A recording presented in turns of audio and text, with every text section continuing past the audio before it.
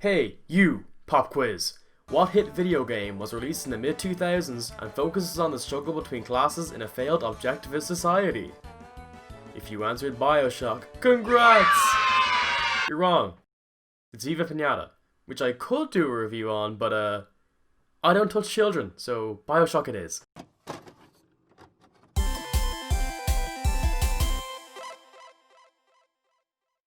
For the unaware, Bioshock is a single-player first-person shooter with slight horror elements developed by Rational Games, released in 2007, where it went toe-to-toe with its main competition, Viva Pinata Party Animals. Just trust me, don't look it up, it was a bloody rivalry. The game opens with your character smoking on a plane cruising over the Atlantic. Ah, so the horror is lung cancer, got it. A mass panic breaks out when the passengers are informed that they're going to Brazil. But thankfully the plane goes down before they can make it there. Our hero Jack is the sole survivor of the crash, and we make our way to a very conveniently placed lighthouse in the middle of the ocean. Upon making your way through some needlessly large doors, you're greeted with 6 words that immediately present the key message of the entire game. No gods or kings, only man. What is this key message, you ask? No girls allowed, Lamar! You descend down into the depths because you're here. What the fuck else are you gonna do? Swim away? Now, putting shitposting aside for a second, this is a rarity. Don't take this lightly. What follows is, in my opinion, the best introduction to any setting in any game, no, fuck that, any piece of media ever. Instead, I chose something different. I chose the impossible. I chose rapture. Lord have mercy, I'm about to bust. Everything about this scene is absolute perfection. The dialogue, the cinematography, the voice actor's delivery, these crabs, everything works together to present the kind of world that Rapture was established to be before it even stepped foot in the fucking place. I can't even begin to tell you the amount of times I played Bioshock, but this intro always manages to suck me in without fail.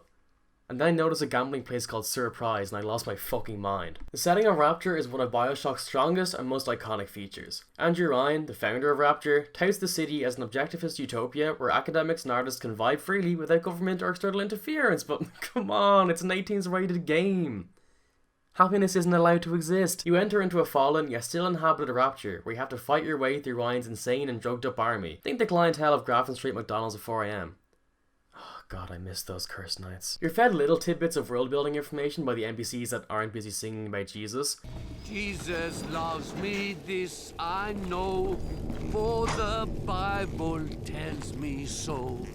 But a lot of vital information is hidden in the form of audio logs dotted all over the city. Now I fucking love this because instead of forcing the player to sit through Jono exposition dumps, okay, well there's a bit of that, but more on that later, okay? Cool. The game lets the player choose if they want to learn about the world or not. Audio logs may contain the odd passcode, but those same logs can be hacked with no code needed, so they don't offer an advantage. They're just for dedicated players who want to know more about Rapture and its citizens. If you're bothered to track them down, you can learn about how the discovery of a substance called Adam led to a genetics arms race between Ryan and a gangster called Frank Fontaine, that a class divide has led to a revolution led by a man named Atlas, and that there's someone in Rapture that thought calling something a Big Daddy was an okay thing to do. Okay, I put it off for long enough. Let's talk about the... God, I fucking hate this. The Big Daddies. Big Daddies are these massive brutes that roam freely around each level. They were designed to protect Atom Gatherers called Little Sisters from the deranged citizens of Rapture. Very early on in the game, you're presented with a choice. You can either harvest the Little Sisters and get more Atom, or you can choose to save them and receive less Atom but get other rewards like rare ammunition and equipment from their guardian Bridget Tenenbaum.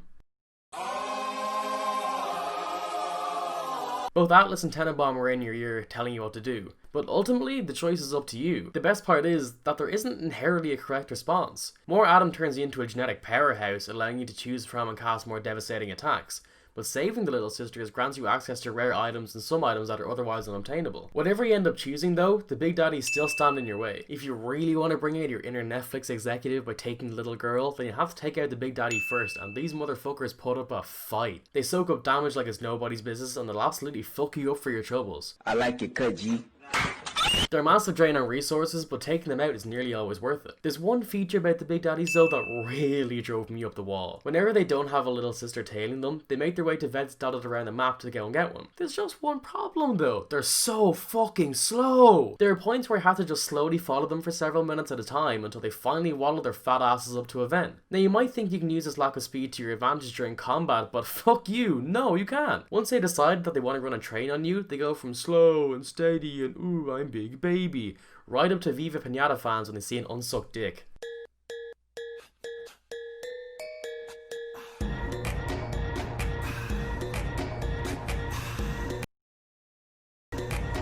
They're also pretty fucking stupid, and everybody knows that dumb AI is great for content. My daddy's smarter than Einstein.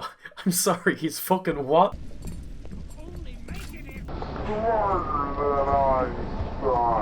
Splicers make up most of the enemy variety in Bioshock. They're citizens of Rapture that have been driven insane due to their addiction to Adam, and since you're addicted to nicotine instead, you're on their fucking shit list, buddy. There's a few different types of splicers that attack in different ways. Some are melee only, some have firearms, some can teleport, and so on. Even though they're different by name and have offensive differences, they all look nearly identical and don't really require different strategies to take down, so they start to feel very samey after a while, and mid-late game, they pose basically no threat at all.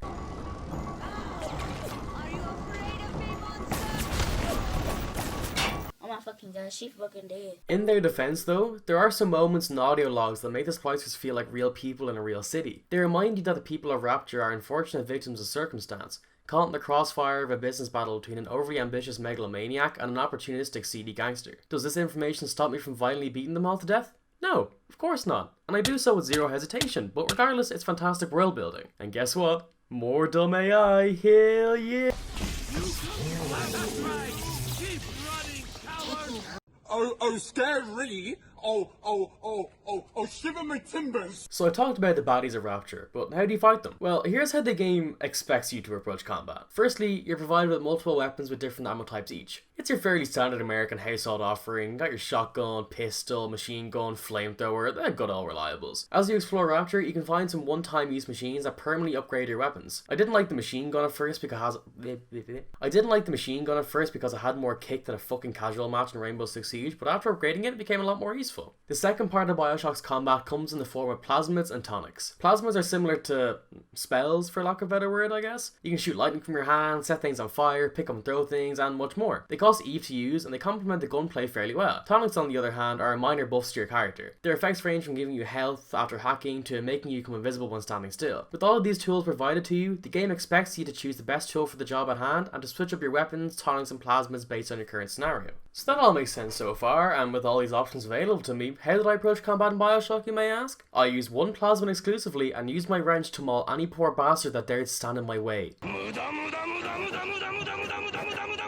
No, seriously, I maxed the shock plasmid as soon as I could and equipped all tonics that buff my melee attack. Before you'll hit me with the, ooh, you're baby, you were definitely playing on easy, here's proof that I wasn't, fuck you. Enemies became massive bullet sponges the more I progressed, and ammo was scarce because of the difficulty setting. So instead of carefully managing resources like a normal person, I injected crack straight into my fucking veins and went on a wrench rampage. The only exception were the big daddies, but since I had so much ammunition to spare, they couldn't fucking do much to me either. It's a real shame because there's some really unique plasmids available, but the poor balancing meant I could carry on with shocking and swinging with zero consequences. That being said though, at the same time, it was so fucking entertaining. And sure, guns are cool and all, but the satisfaction I gained from being a cracked up wrench gremlin was unbelievable. At the end of the day, I'd much rather enjoy myself than be forced to follow a more balanced yet restricted meta. Okay, so this video is getting fairly lengthy already, but there's one last thing I need to talk about, and that's the story. I'll be discussing major story spoilers from here on out, so skip to the time here if you don't want to be spoiled on a game that was released in 2007. You have been warned. I'm not going to go into major detail here because I could legit talk for fucking hours about this beauty of a narrative, and I want to go back to watching Shark Tank as well. On a side note, please watch Shark Tank, it's so fucking good.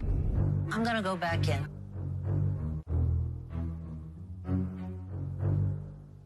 And for that reason I'm out. The story starts off unbelievably strong. You get occasional flashbacks that build the mystery, and Andrew Ryan is frequently hitting you up with some of the best writing I've ever fucking seen. You can kill me, but you will never have my city. My strength is not in steel and fire. That is what the parasites will never understand. A season for all things. A time to live and a time to die. A time to build and a time to destroy! finally.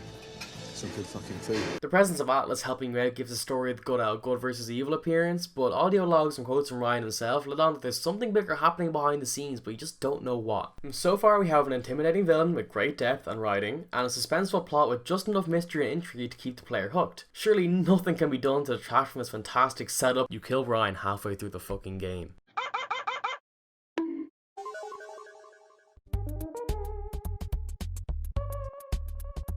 Quick side note before I get too ranty though. The scene itself is a work of art, and the major revelation of a character's true background that is just too good to spoil is probably, in my opinion, the best plot twist in all of media. Okay, rant time. Yep, you full on Last of Us the fucker and the main thread is gone. After Ryan gets bonked, it's revealed that Atlas is actually a me that I made back in 2008.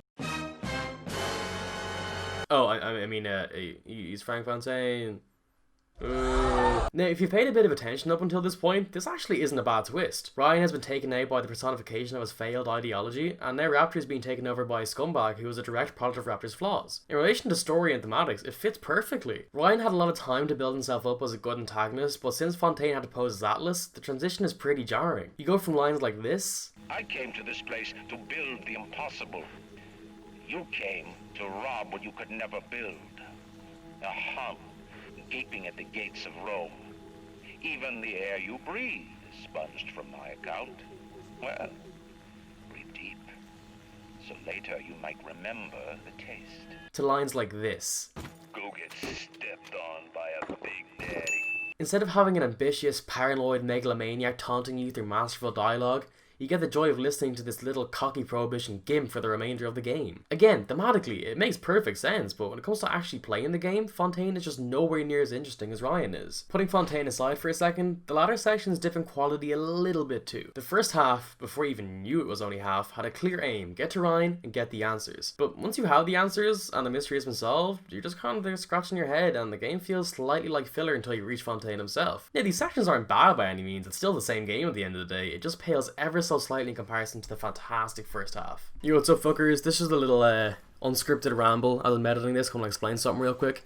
So I know we went over a fair few of the bad things about Bioshock's story, but like, it's my favorite, the story's my favorite part of the game, hands down. But why I went over so much of a few of the bad things over the good things is because explaining why I love the story so much is a fair bit more complex as explaining why I didn't like it.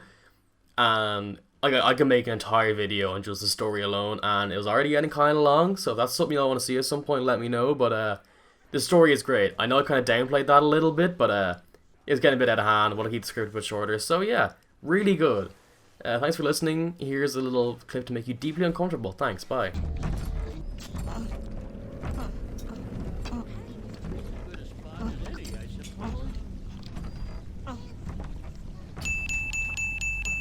Overall, Bioshock is a must play. It's an absolute masterclass in atmosphere, world building and dialogue.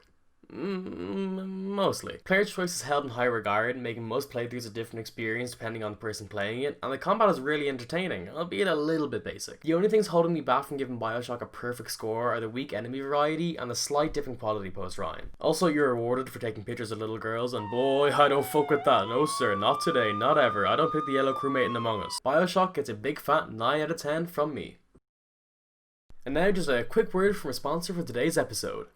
Surprise, it's me. I don't have any sponsors. Please pay me. The orb